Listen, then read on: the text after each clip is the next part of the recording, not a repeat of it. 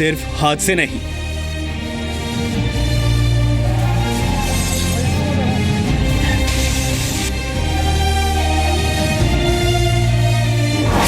ये वो आखिरी पल थे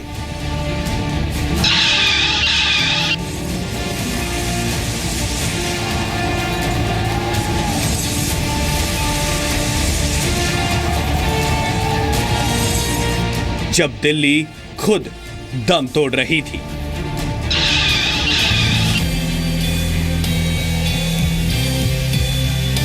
क्योंकि ऐसे मौकों पर मदद करने की बजाय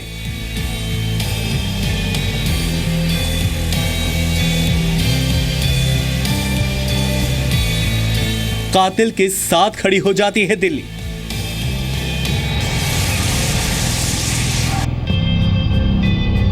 क्योंकि मौत एक शख्स की नहीं,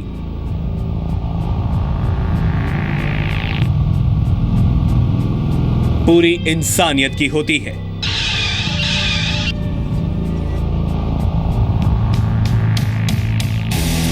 और दिल्ली सबसे बेदर्द नजर आती है।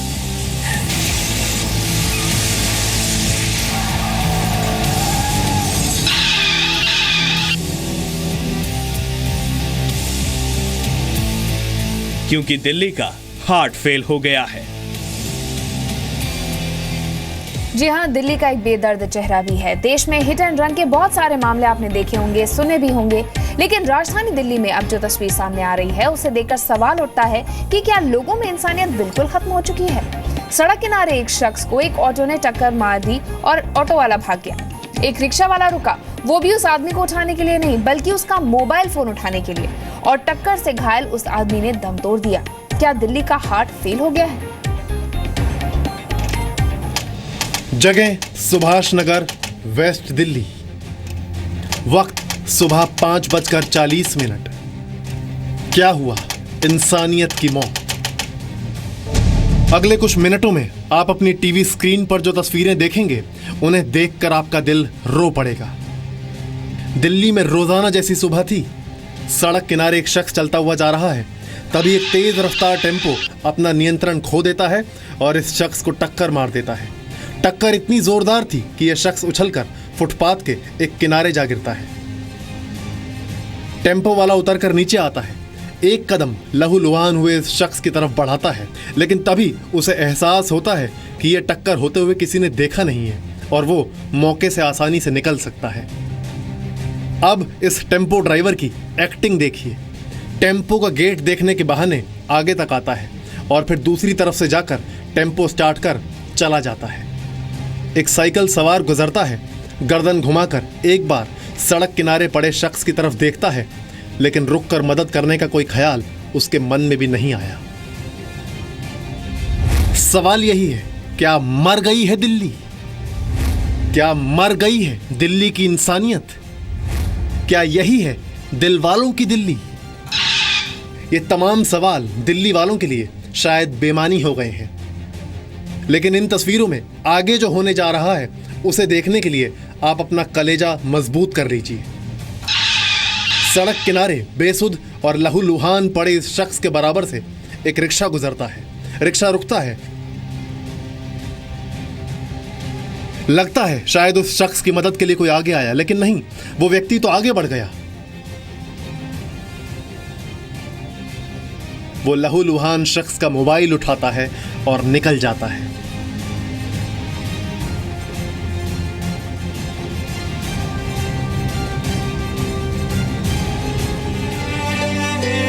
इस दौरान कई गाड़ियां भी वहां से गुजरी, लेकिन किसी ने जहमत नहीं उठाई कि कौन पड़ा है, क्या हो गया, किसी को मदद की जरूरत तो नहीं। जो टेम्पो वाला टक्कर मारकर गया उसे लगा किसी ने देखा नहीं, मौके से निकल लो।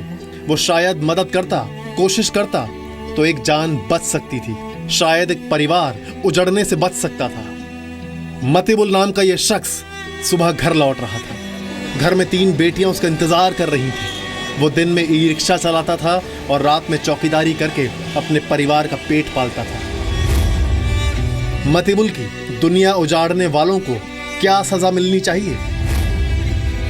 मतिबुल को छोड़ उसका मोबाइल ले जाने वाले पर क्या धारा लगनी चाहिए? आखिरकार घंटे भर बाद कुछ लोगों ने सड़क किनारे पड़े मतिबुल की सुध ली, लेकिन तब तक बहुत देर हो चुकी थी। मतिबुल मर चुका था और मर चुकी थी इंसानियत। और ये जो है दिन को बैटरी रिक्शे चलाते हैं 4-6 घंटे। क्या नाम है? उसका नाम है मतिबुल। और यहाँ पर एक गैरेज है टीटू नाम का, उनके यहाँ रात को रहते हैं। उनके रिक्शे जो बैटरी रिक्शे होते हैं उनके देखभाल करते हैं। जब वो सुबह 5 बजे जाने लगा तो रात सुबह 5 या 5:30 बजे तो यहाँ से जाने लगा, तो हम देख रहे हैं कि वहाँ पर उनके डेड बॉडी पड़ा हुआ है। बाकी दिनों की तरह दिल्ली का ये दिन भी गुजर गया, लेकिन इंसानियत और हैवानियत के बीच के फर्क को खत्म कर गया। सड़क किनारे सिर्फ मतिबुल की मौत नहीं हुई, दिल्ली का दिल भी मर गया। और प्रमोद हमारे सहयोगी इस वक्त हमारे साथ जुड़े हैं इस पर और बातचीत करने के लिए। प्रमोद, वाकई दिल्ली की बहुत दर्दनाक तस्वीर है जो सामने आई है। ये बताइए कि कार्रवाई कहां तक हुई है? सीसीटीवी कैमरे में दिख रहा है ऑटो, क्या उसका नंबर ट्रेस हो पाया है? वो शख्स पता लगाया जा सका है जो टक्कर मार के भाग गया था? देखिए, अभी तक सिर्फ पुलिस ने अज्ञात लोगों के खिलाफ एक एफआईआर दर्ज जरूर कर ली है और सीसीटीवी फुटेज की मदद से ये पता लगाने की कोशिश कर रही है कि वो आखिर कौन सा टेम्पो था जिसे टक्कर मारी है और वो गया है।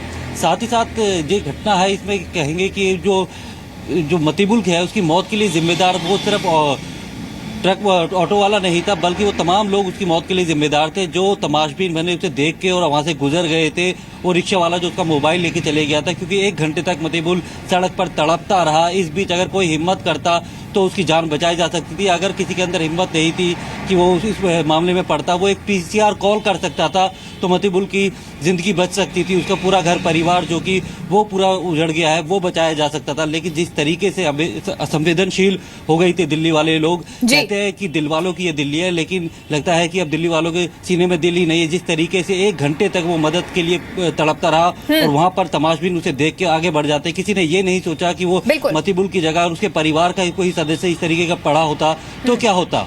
बिल्कुल, और हैरानी की बात उस रिक्शे वाले की भी थी जो रुका भी, उसने सिर्फ मोबाइल फोन उठाया और आगे बढ़ गया। शुक्रिया प्रमोद तमाम जानकारी हमें देने के लिए। वैसे ये सच है कि मौत कभी बताकर नहीं आती है, लेकिन ये भी सच है कि भारत की सड़कों पर लोग अपनी मौत को बुलावा देते हुए चलते हैं। इसीलिए बेमौत मारे जाने वाले भारतीयों में सबसे ज्यादा लोग सड़क हादसों में ही मरते हैं। कुछ आंकड़े आपको बताते हैं। 2016 में भारत में करीब 5 लाख सड़क हादसे हुए हैं। हर रोज भारत में करीब 1345 सड़क दुर्घटनाएं होती हैं। 2014 की बात करें तो भारत में 1,39,671 लोग सड़क हादसे में मारे गए हैं। हर घंटे 16 लोग सड़क दुर्घटना में मारे जा रहे हैं। 2015 में भारत में सड़क हादसों में मरने वाले लोगों की तादाद 5% बढ़ गई थी। 2015 में सड़क हादसों में 1,46,133 लोगों की मौत हुई। भारत में हर रोज करीब 400 लोगों की मौत सड़क हादसे में हो रही है। भारत में हर 3.5 मिनट में एक व्यक्ति मारा जाता है सड़क पे। सड़क हादसे में सबसे ज्यादा लोग उत्तर प्रदेश के मारे जाते हैं। यूपी में 2015 में सड़क हादसों में 17,666 लोगों की मौत हुई है। सड़क हादसों में दूसरे नंबर पर जो राज्य आता है वो है तमिलनाडु, तीसरे नंबर पर महाराष्ट्र है, चौथे नंबर पर कर्नाटक और 5वें नंबर पे है राजस्थान। भारत में 78% सड़क हादसे ड्राइवर की गलती से ही होते हैं। भारत में हर 4 में से 3 लोग सड़क पर घायलों की मदद नहीं करते हैं। सबसे दर्दनाक बात है। और 88% लोग कानूनी प्रक्रिया से बचने के लिए घायलों की मदद नहीं करते हैं। ये बात भी सामने आई है। चलिए एक तस्वीर हम आपको चीन की दिखाते हैं। अब ये तस्वीर चीन के हुबई प्रांत की है, जहां एक बुजुर्ग व्यक्ति सड़क पर सनस्ट्रोक की वजह से बेहोश हो गया था। वो उठने की कोशिश करने लगा, लेकिन फिर जमीन पर वो गिर पड़ता है। तभी पास से गुजर रहा एक ड्राइवर उसकी मदद के लिए आता है। वो ड्राइवर पुलिस को कॉल करता है और उसे हॉस्पिटल लेकर जाता है। सनस्ट्रोक की वजह से बुजुर्ग व्यक्ति के शरीर का तापमान 40 डिग्री सेल्सियस तक बढ़ चुका था और अगर इस व्यक्ति को वक्त पर इलाज नहीं मिलता तो उसकी मौत भी हो सकती थी। तो ये दिखाने का मकसद ये है कि सड़क हादसे हर देश में होते हैं, लेकिन वहां लोग किस कदर संवेदनशील होते हैं ये हम दिखा रहे हैं, और दिल्ली कितनी बेदर्द हो गई है ये भी दिखा रहे हैं। वैसे दिल्ली में हुए मर्सिडीज हिट एंड रन मामले में भी कल सुनवाई होने वाली है। इस साल 4 अप्रैल को दिल्ली में मर्सिडीज से एक शख्स की जान लेने के आरोप में नाबालिग जो है उसकी कोर्ट में सुनवाई हो रही है। उस पर अपने पिता की मर्सिडीज कार से 32 साल के सिद्धार्थ शर्मा की जान लेने का आरोप है। उस समय सिद्धार्थ शर्मा सड़क पार करने की कोशिश कर रहा था और तभी बेलगाम रफ्तार से सिद्धार्थ शर्मा को मर्सिडीज कार ने टक्कर मार दी, जिससे उसकी मौत हो गई।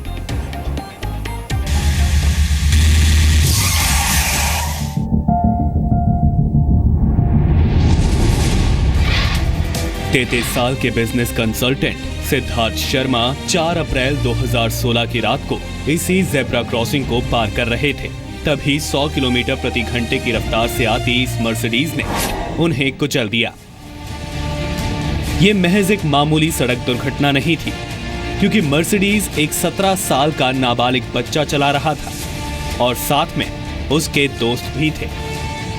मर्सिडीज की टक्कर इतनी तेज थी कि सिद्धार्थ हवा में कई फीट ऊपर उछले, गर्दन के बल नीचे गिरे और अस्पताल में उनकी मौत हो गई। और जब वो गाड़ी खुली उसमें बच्चे निकले, कोई बच्चा 16-17 साल से ज्यादा का नहीं था। None of the kids can believe it. उसमें से एक बच्चा तो 10-12 साल का रहा होगा। कितने बच्चे थे? There were 6 to 8 kids. To my best friend, there were 6 to 8 kids over there. वो मौके से इमीडिएटली भाग गए। उन्होंने 1 मिनट लगाया, गाड़ी छोड़ते हुए इमीडिएटली भाग गए। तफ्तीश में पता चला कि मर्सिडीज एक बिल्डर मनोज अग्रवाल के नाम पर रजिस्टर्ड है। अपने नाबालिग बच्चे को बचाने के लिए मनोज ने थाने में अपना एक ड्राइवर भी भेजा, जिसने पुलिस को बताया कि गाड़ी वो चला रहा था। लेकिन बाद में वो अपने बयान से पलट गया। फिर मनोज अग्रवाल का नाबालिग बेटा आरोप से घिर गया। हैरत की बात यह है कि जब ये हादसा हुआ तब उसे बालिग होने में 4 दिन बचे थे। आरोपी ने उस पर बालिग की तरह सुनवाई करने के किशोर न्याय बोर्ड यानी जेजेबी के आदेश को चुनौती दी है। जेजेबी ने 4 जून को आदेश दिया था कि लड़के को बालिग की तरह सुनवाई का सामना करना होगा, क्योंकि उस पर गंभीर आरोप है। आरोपी का दावा है कि ज्यादा से ज्यादा उस पर लापरवाही से कार चलाकर किसी की जान लेने का मामला दर्ज किया जा सकता है, जबकि ये गैर इरादतन हत्या का मामला नहीं है। दिल्ली की सड़कें इतनी खतरनाक हैं और यहाँ सड़कों पर चलने वाले बेदिन हैं। इस सच का एक और सबूत आपको दिखाते हैं। ये तस्वीर है 18 साल के फहाद सिद्दीकी की। फहाद ने तस्वीरें बड़े शौक से ली थी।